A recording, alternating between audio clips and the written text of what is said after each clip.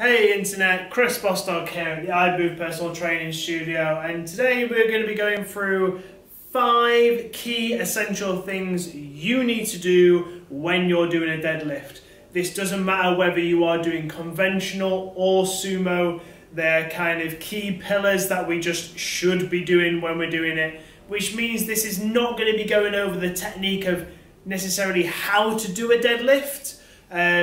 You've got plenty of videos on YouTube, on the internet, that will teach you how to do a deadlift if you've never done a deadlift before. But once we've kind of got the technique down, these are the key things that are going to make us kind of improve our deadlift, make sure we keep it nice and safe, and make us able to move a lot more weight when all of these line up. So, 5 things we need to do. First one is grounding.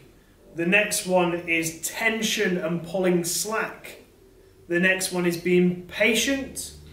The 4th one is hips, not back. And the 5th one is soft touch reps. So let's go through those one by one, starting with the grounding, and we'll get it going. The first one is grounding. Now this is literally the exact same technique of grounding as we would for a squat. So if you've seen my squat video, this is the exact same thing on this first tip being grounding. We want to make sure we have 3 points of contact. So if you imagine we've got the foot here, I'll show you the shoe in a second, but we're going to have our heel touching the floor, we're going to have our big toe being pushed into the floor, as well as over on the little toe being pushed in. So we're aiming to have pressure through our heel, the base of our big toe, and our little toe. If we are rotated over, so we're on the heel and the big toe, this is going to collapse the arch in the foot. If we have our arch collapsed in the foot, it means that our knee is likely to come in, which is going to make it a lot harder to, 1, push force down into the floor because it's got a kink to go through. It also means that we're less stable on the floor, so we're more likely to move or things come out of position. And obviously, those two combined help to prevent injuries as well, because we're able to apply maximum amount of force in a really stable position through our joints properly. So when we have our foot on the floor, you need to make sure you are feeling that flat base on the floor. We can grip into the floor a little bit with our toes as well. We don't want to scrunch our toes up, we just want to pull onto the floor, creating a nice bit of an arch and a good brace in the floor as we go. This is why it's very important within deadlifts to have flat shoes. Don't wear shoes with a wobbly kind of sole, or don't wear shoes that have a heel like a squat shoe. The reason why I say that, and I don't say that in a squat shoe, is because when we're using a squat shoe with the heel, we need sometimes that extra ankle mobility or range of motion to get down into our squat. And if you've got a good squat shoe, it's a really firm sole anyway. So we're still able to get those points of contact that we need to in a squat. Because a deadlift, we don't have to bend our knees as much. We don't need that extra dorsiflexion from the heel, and we want to be really planted in the floor so we can wedge ourselves into the bar better. So wear flat shoes that have a hard sole, or don't wear shoes at all. But that's the first one. We need that grounding. If we don't have a good fundamental base, everything else after it is just going to be really wobbly. The second key thing is tension and pulling slack out of the bar. This is something I see people miss loads, and it leads to problems up on the deadlift, which actually started at the floor essentially. So there'll be a lot of people that miss a deadlift towards the top, and they'll think, I might need to do some block pulls or some rack pulls, something high to finish this. And it's actually a case where it's like, actually it went wrong at the floor because we didn't get the tension and the slack pull right. And then it was just expressed at the end because you were strong enough to lift the thing, but your technique just started falling apart the whole way through. And then at the end, it's like, I just can't complete the lift because I wasn't able to hold the right amount of technique I needed to get me there. So tension is both our bracing. I've done a video on bracing, so if you need to learn what bracing means or how to brace for a squat or a deadlift, then please, there'll be a card over here which you can click on. You can learn about bracing. Once we've learned that, we're going to apply the bracing as well as the slack pull to get us really tight and glued into the floor. What I mean by slack pull is pulling some weight out of the bar. We want to feel the weight in our hands as well as make sure that the bar has got the flex pulled out of it.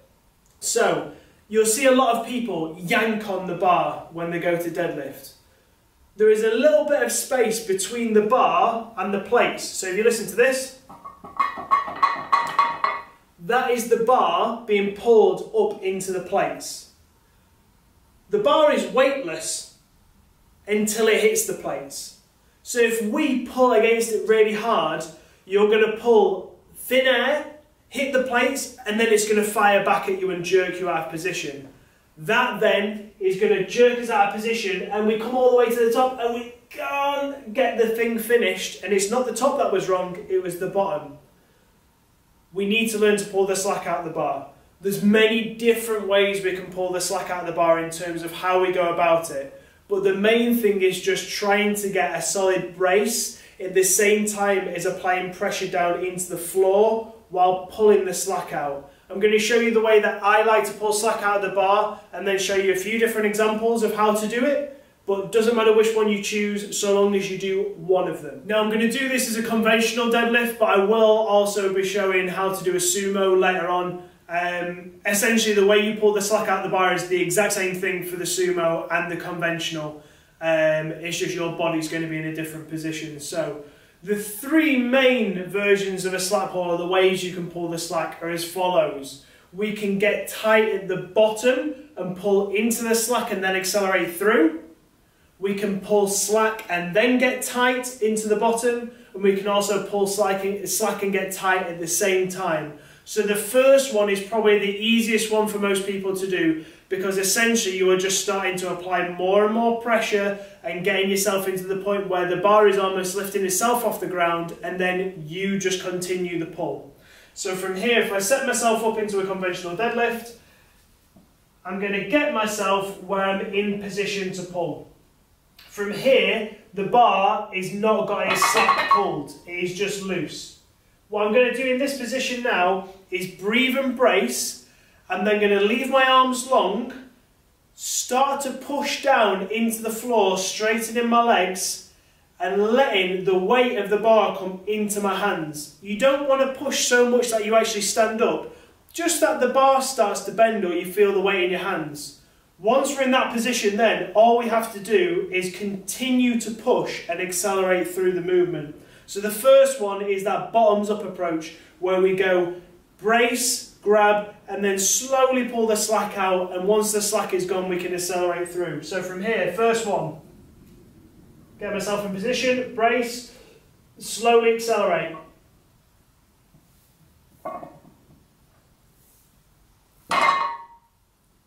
When there's more weight on the bar, you will see the slack being pulled out more, which I'll show you in a little bit. The next one is going to be a brace position where we pull the slack out while hinging. So a lot of people like to deadlift where they don't have this static start and they lift the bum backwards to get a bit of a stretch reflex on the hamstring and then they pull. We can pull the slack out at the same time as lifting the hips. So from here, I can get myself set up into that position, I can take my brace, and then at the same time, as I lift my hips, I can pull the slack. Now it's really important to just pull the slack out of the bar. We're not trying to lift the weight. Obviously, the more weight is on the bar, the more slack you have to pull out, so the more you have to apply the pressure in. But we're not trying to pull the slack out and at the same time lift the bar off the floor. We're just trying to lift our hips up, pull the slack, and then what happens is, as we then bring the hips down, we can lock ourselves into position and stand. From here, hips are going to come up, pull the slack out, hips come down, then the deadlift comes through. The third version is that same thing, except you're going to pull the slack at the same time as the hips come down. This is a lot more explosive, but it requires a lot more timing to be correct. Because if we pull the slack out at the wrong time as the hips come down, we can shoot the bar out forwards by our legs hitting it, or the timing ends up being a bit of that kind of jerky timing. So the third one is this. Same setup. This time I'm going to lift my hips. I'm not pulling the slack out of the bar, but as I bring my hips down, I pull the slack. It's almost like a combination of that first one where we pull into it, and the second one of loading the hamstrings and going. So the whole thing on that third one will look like this.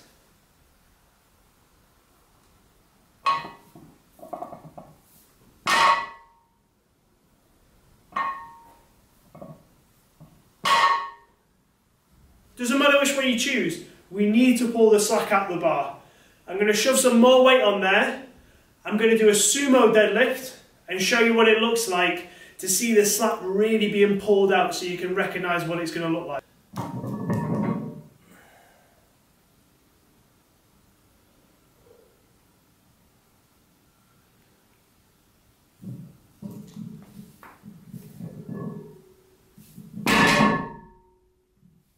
Now that I'm covered in chalk, we can carry on. You could see there that with the heavier weight, there was a lot more prominent slack pull than at lighter weight. Obviously, if the weight is lighter, you're going to pull a certain amount of slack out, and then your tension of pulling into the bar is just going to be more than the weight on the bar, and you'll start to lift it.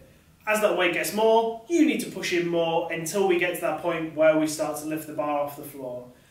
As the weight gets heavier, the bar is going to bend more, pull it out even more. Which leads us nicely onto the third point, which is patience. We need to be patient when doing a deadlift. There's a lot of people that are extremely explosive. People like Kayla.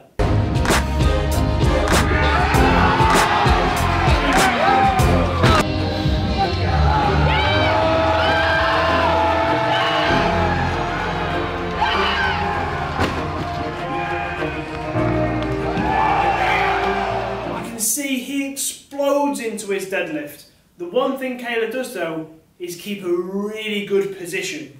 That's something that has been developed over many years, and you'll see a lot of high level deadlifters hit this really explosive jerky pull, but they're still hitting the fundamentals. They're still doing all the things we're talking about. They're still very grounded. They still pull the slack out of the bar. It's just very fast. And obviously it looks like a hilarious amount of slack, especially in that Kayla video, because there's a hilarious amount of weight on the bar. But we need to be patient with the positions that we're in so we don't rush and get out of position.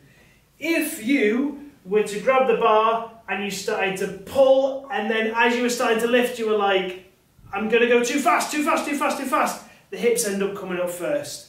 So if I pull and I just start pulling really fast, the hips are going to come up, I'm going to be pulled out of position. If I start to pull and I end up trying to lift up with the bar, I might end up going in a position where everything falls out of place. Get yourself into that tension brace position, pull the slack out of the bar, just continue to hold this position, apply pressure through the floor and just ride it up. Start to increase the speed as you pull. Off the floor is going to be slower than at the top ideally. As we get to maximal weights, it's going to be slow through the whole of the lift because it's heavy. But if we practice that acceleration over time, the patience, not that it becomes shorter, but we're just so good at being in those positions that we can start to accelerate from the start, similar to that Kayla video where he really explodes, but he is still patient with it. He doesn't let himself come out of position. We need to learn how to get that patience and how to allow ourselves to be in a good, optimal position to lift throughout the whole lift. So, when you go to lift, get yourself with that slack pulled out, pull the bar and stay patient with it. Don't rush, don't deviate from position. Let yourself slowly come up and locking ourselves out. Be patient through the lift. The fourth point, which rolls on nicely from this, is hips, not back. The deadlift is a hinge movement. The hinge comes from the hips coming from behind us to stacked underneath us. When we do a deadlift, try to lift by wedging yourself between the bar and the floor. Don't lift over the top with our back, especially not at the end of the movement. This is why a lot of people run into back pain, even if they're not rounding in the deadlift.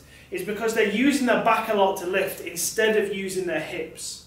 So what I want you to focus on is when you pull the slack and we're patient and we lift, when it starts to get kind of somewhere past the knee, we're really going to concentrate on the hips being pushed forwards by squeezing our glutes and pushing through the floor and just standing up tall. This is a finished position on a deadlift. We don't need to do this and expand our chest. All that does is it shifts all of the weight from our hips and our structure into our lower back and just wrecks us. So when the bar comes up past the knee, hips forwards, squeeze the bum, push through the floor and lock yourself out tall. I will show you two types of deadlift, one being hips and one being back, and you'll be able to see the difference from over at the side. Hips first. Getting myself set up. Obviously I'm doing conventional this time rather than sumo, but the same thing is in sumo. From here, I'm going to brace, get myself pulled into that position and be patient. When it passes the knee, hips forwards. So from here, lock in, there. Hips. This one is now going to be back.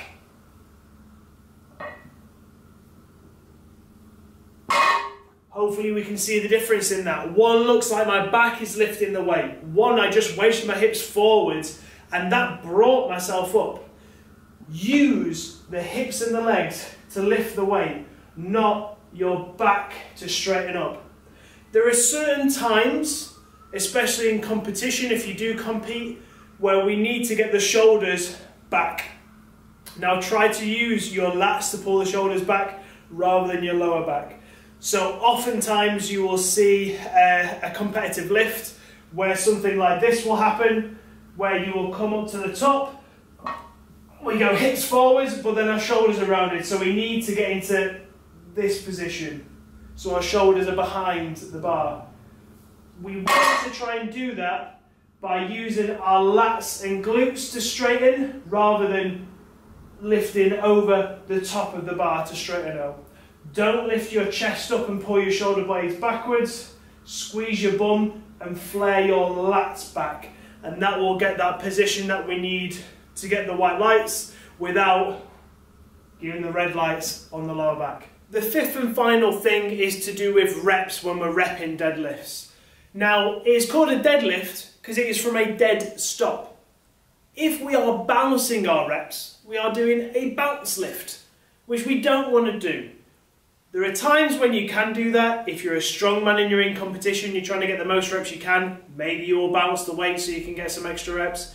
If you compete in CrossFit and you're trying to do 10 reps of a deadlift as fast as you can, maybe it's good to kind of bounce the deadlift. But we don't want to practice in that manner. We want to practice in a way where we've got full control over the bar, we've got full control over the weight that's being lifted, so we're not doing ourselves a disservice by cheating reps and bouncing them up into a kind of advantageous position and then finishing the rep as we go.